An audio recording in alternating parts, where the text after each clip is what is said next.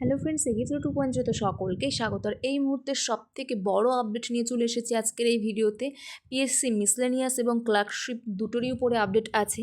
Result কবে প্রকাশিত হবে, মেন্স পরীক্ষা কবে হবে, এখন হচ্ছে না তবে কবে হতে পারে, এবং সবার শেষে একটা নেগেটিভ পয়েন্ট আছে। সমস্ত আশা ছেড়ে দিয়ে অন্য এক্সামে মন দিন। তো স্যার যে রিপ্লাইটা দিয়েছেন, প্রতিনিয়ত আমি চ্যানেলে আপলোড করতে থাকি, স্যার যে আপডেটগুলো দিতে থাকেন সেগুলো আমি আপনাদেরকে শেয়ার করতে থাকি। আমাদের পিএসসি প্রাক্তন আধিকারিক স্যার নীলাদ্রি স্যার সম্মানীয় ব্যক্তি, তো তিনি তার রিপ্লাইয়ের মধ্যেই কিন্তু এই টাইপের একটি বক্তব্য পেশ করেছেন, যেখান থেকে আমি এই কথাটা সবার আগে তুলে ধরেছি এবং এটাই সত্যি। আপনারা নিজেরাও দেখতে পাচ্ছেন ডব্লিউবিসিএসের কোনো খোঁজ নেই। তো সে সম্পর্কে আমরা পরে আসছি, আগে আপডেটটা দিয়ে নেব।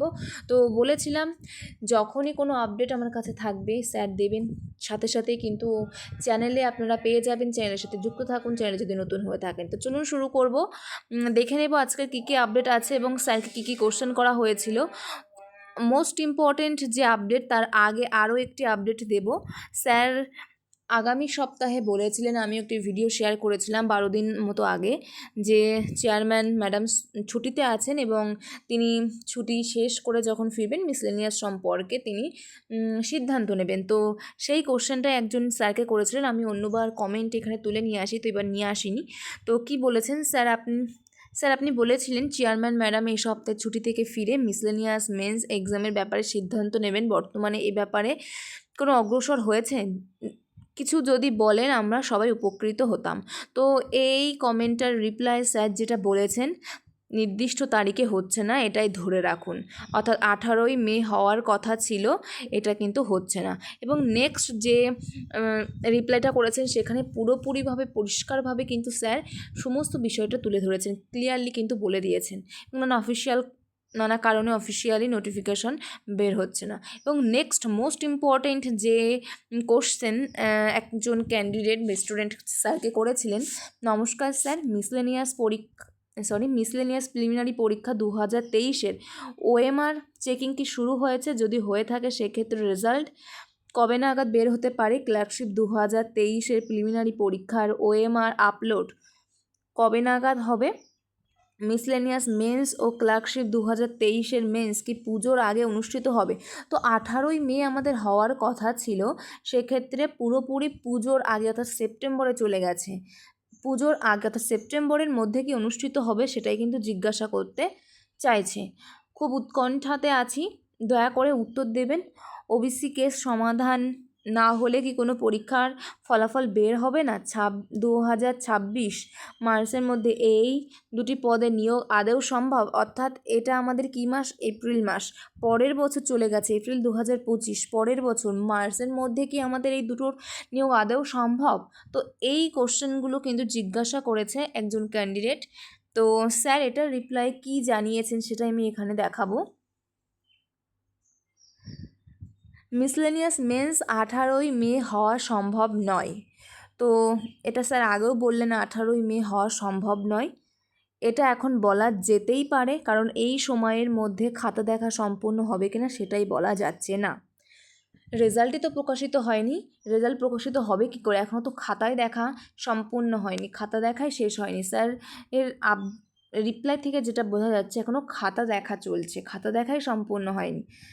মিসলেনিয়াস প্রিলিমসের খাতা দেখা সম্পূর্ণ হলে ক্লার্কশিপ প্রিলির খাতা দেখা শুরু হবে। তো সে কথা বাদে দিয়ে রাখুন, কোন জন্মে শুরু হবে তো তারও ঠিক নেই। কাজেই ক্লার্কশিপ মেন্স যথাসময়ে হওয়াটাও প্রশ্নচিহ্নের মুখেই বলে আমার মনে হচ্ছে।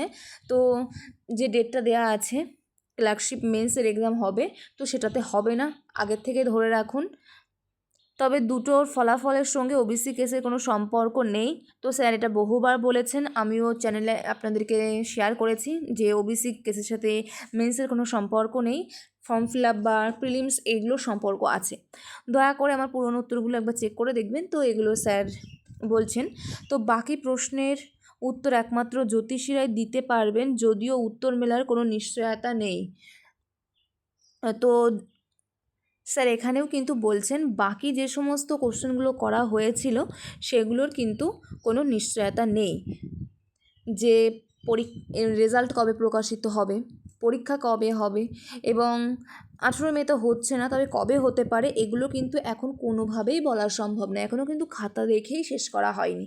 তো বুঝতেই পারছেন, খাতা দেখা শেষ হবে, তারপর রেজাল্ট প্রকাশিত হবে, তারপর গিয়ে মেন্স হবে এবং মিসলেনিয়াসের খাতা দেখা শেষ হলে ক্লার্কশিপের খাতা দেখা শুরু হবে। সেটা কবে হবে সেটা কিন্তু কেউই বলতে পারবে না। জ্যোতিষীর কাছে যেতে বলছেন স্যার।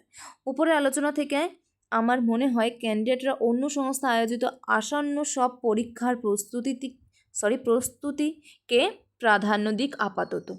অর্থাৎ এই কথাটার পার্সপেক্টিভ থেকে আমি কিন্তু সামনের যে পয়েন্টটা থাম্বনেলে দিয়েছি, সমস্ত আশা ছেড়ে দিন, অন্য এক্সামে মন দিন। অর্থাৎ আমাদের যে সামনে এক্সাম আছে, রেলের এক্সাম, আশা করি সকলেই মোটামুটি ফর্ম ফিল আপ করেছেন। এনটিপিসি গ্রুপ ডি সকলেই ফর্ম ফিল আপ করতে পারবেন, কারণ এখানে গ্রাজুয়েশন এবং মাধ্যমিক লেভেলের পরীক্ষা। তো সেই পরীক্ষার মাত্র আর 40-45 দিন মতো সময় বাকি আছে। তো এই সময়টুকু মিসলেনিয়াস মেন্স কবে হবে, ক্লার্কশিপের রেজাল্ট কবে প্রকাশিত হবে, সেই সমস্ত কথা না ভেবে এই 40 দিন আপনারা এনটিপিসির দিকে মন দিন। জানি ভ্যাকান্সি খুবই কম এবং এইভাবেই আমাদেরকে বেঁচে থাকতে হবে, কারণ আমরা যেমন ডক্টরের কাছে যাব ট্রিটমেন্টটা তো ঠিক তেমনই পাবো। তো 26-এ দেখুন কেমন ডক্টর এর কাছে আপনারা যেতে চান। তো এই আপডেটটাই দেওয়ার ছিল আজকের, এবং প্রতিনিয়ত যে আপডেটগুলো আমরা পাবো স্যারের কাছ থেকে আমরা শেয়ার করতে থাকবো। চ্যানেলে যদি কেউ নতুন হয়ে থাকেন, চ্যানেলকে অবশ্যই সাবস্ক্রাইব করে রাখুন, পাশে থাকা বেল আইকনটি প্রেস করে রাখুন, আপনি ঠিক সময় আপডেট কিন্তু পেয়ে যাবেন। তাছাড়া মেন্স পরীক্ষা কবে হবে, রেজাল্ট কবে পাবলিশ হবে, আমরা কিন্তু জানতে পারলে চ্যানেলে কিন্তু শেয়ার করব। এবং ভিডিওটা শেষ করার পূর্বে আরও একটি কথা বলবো, WBCS নিয়ে সকলেই কিন্তু একটা আশা থাকে, যেহেতু আমাদের রাজ্যের সবথেকে বড় এক্সাম BCS।